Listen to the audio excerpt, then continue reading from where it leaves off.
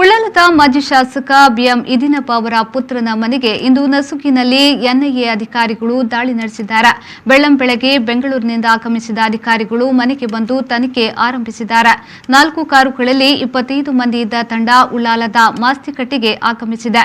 NIA ಜೊತೆಗೆ ಮಂಗಳೂರಿನ ಸ್ಥಳೀಯ ಪೊಲೀಸರು ಕೂಡ ಭದ್ರತೆ ಒದಗಿಸಿದ್ದಾರೆ. 10 ವರ್ಷಗಳ ಹಿಂದೆ ಇದಿನಪ್ಪ ಅವರ ಮೊಮ್ಮಗಳು ಕೇರಳದಲ್ಲಿ ನಾಪತ್ತೆಯಾಗಿದ್ದು ಐಸಿಸ್ ಸೇರಿದ್ದಾಗಿ ಹೇಳಲಾಗಿತ್ತು. ಮನೆಯಲ್ಲಿ ಇದಿನಪ್ಪ ಅವರ ಪುತ್ರ ಬಿಎಂ ಪಾಷಾ ಅವರು ತಮ್ಮ ಕುಟುಂಬದ ಜೊತೆಗೆ ವಾಸವಿದ್ದಾರೆ.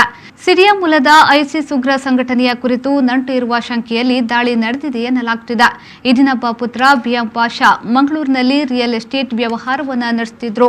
ಐಸಿಸ್ ಸಂಪರ್ಕ ಮತ್ತು ಜಮ್ಮು ಕಾಶ್ಮೀರ ಉಗ್ರ ಸಂಘಟನೆಯ ಯುವಕರ ಜೊತೆ ಮೊಬೈಲ್ ಸಂಪರ್ಕ ಇರುವ ಬಗ್ಗೆ ಮಾಹಿತಿಯ ಹಿನ್ನೆಲೆಯಲ್ಲಿ ದಾಳಿ ನಡೆಸಲಾಗಿದೆ ಎನ್ನಲಾಗಿದೆ. ಎನ್ಐಎ ವಿಭಾಗದ ಡಿಐಜಿ ಶ್ರೇಣಿಯ ಅಧಿಕಾರಿ ಉಮಾ ಎಂಬುವರ ನೇತೃತ್ವದಲ್ಲಿ ದಾಳಿ ನಡೆದಿದೆ.